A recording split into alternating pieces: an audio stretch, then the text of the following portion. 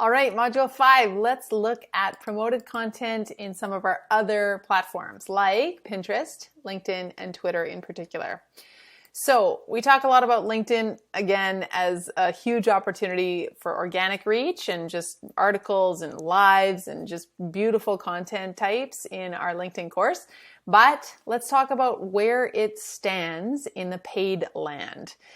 Same rules apply when we're thinking about how frustrating it is if we've got promoted content that is, doing really well with very little dollars, when for all this time we've been creating organic content that's not going anywhere. And you see it often. Just look no further than some of your favorite LinkedIn pages or accounts, and you'll see for like Entrepreneur Media, almost 2 million followers, and they're getting 9 likes on a post after 24 hours of it being live.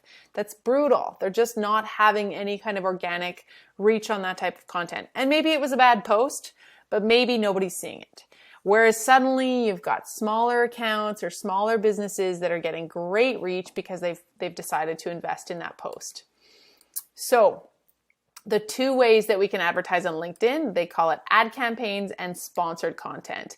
And the sponsored content is those boosted posts, and you pay per 1,000 clicks. So you don't have endless arrays of ways to bid in terms of cost per click, cost per mil, which is 1,000 in Latin, I believe, or again, just based on conversions and other kind of ongoing opportunities on Facebook.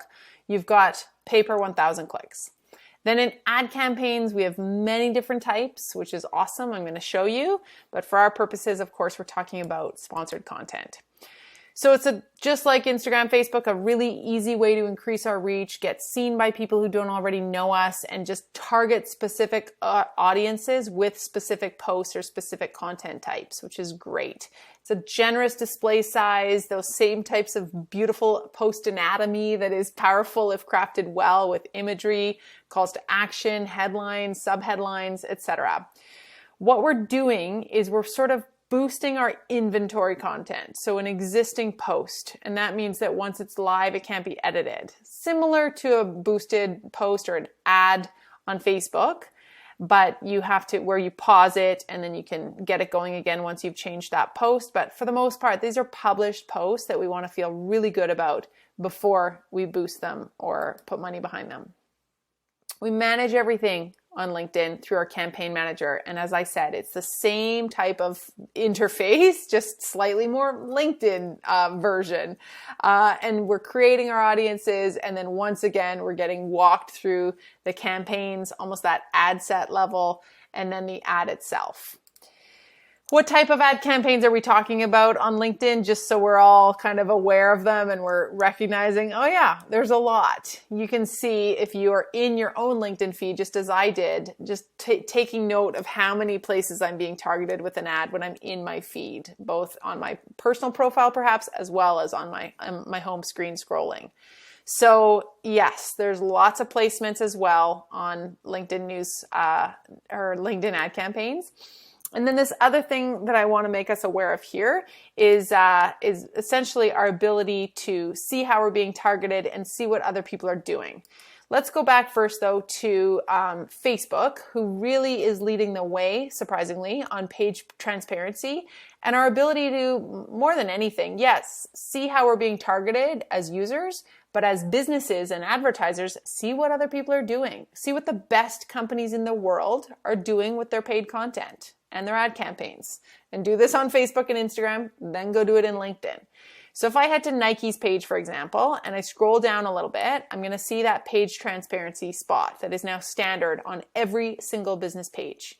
I can see a little bit about their page, who manages it, when it was built, how many times they've changed their name, etc. And then I can actually see their ad library as well.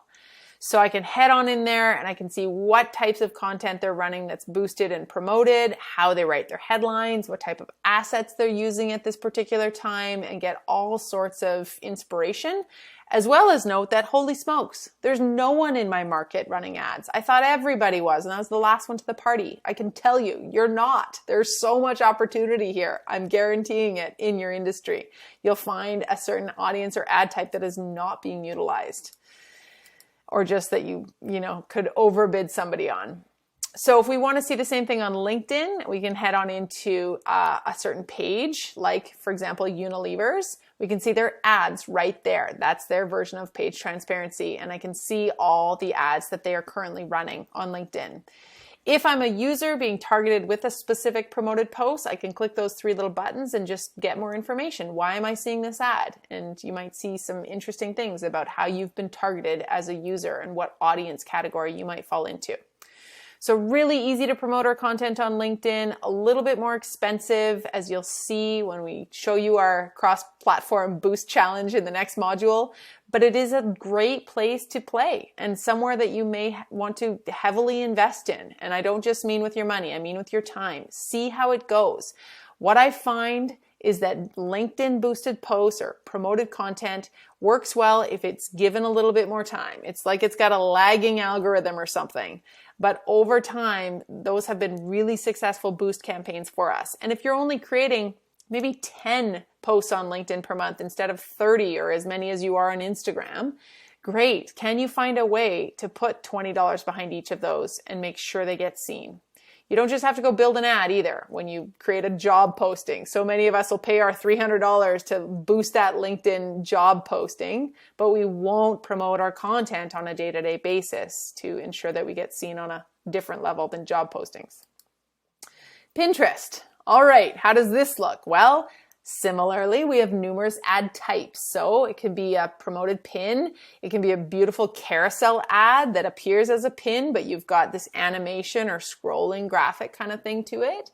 App pins. If you've got an app, you can choose to create an app ad that's really called an app pin. And then video pins as well, which are promoted and a very powerful type of ad on Pinterest.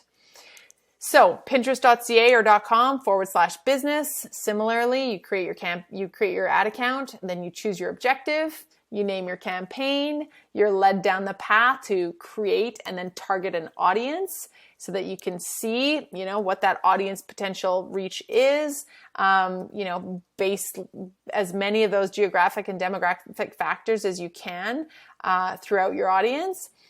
And then also add interests, which is similar to Facebook and Instagram, as well as keywords, which is kind of bordering on Google Ads, where we get to choose the words that people are searching in their Pinterest account. Goes without saying, that's how we traverse Pinterest. We enter our keywords of what we want to look at, and this is how we're targeting people on a really powerful level as well, beyond just those geographic, demographic factors.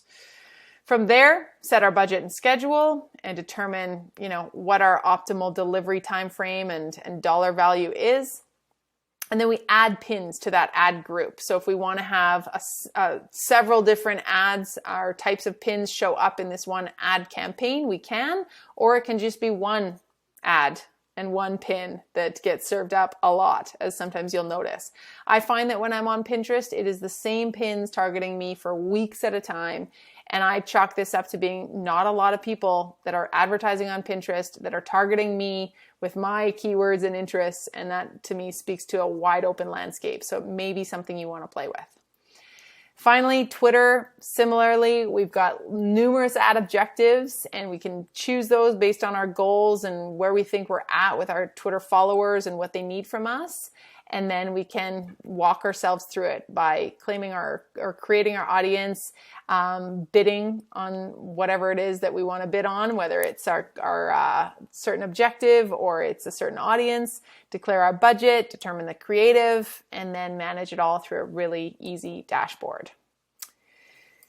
Next up, I will see you in Module 6, where we'll look at the results of our promoted post challenge, where we compared Facebook, Instagram, and LinkedIn over 24 hours, $10, and one variant, as you'll see.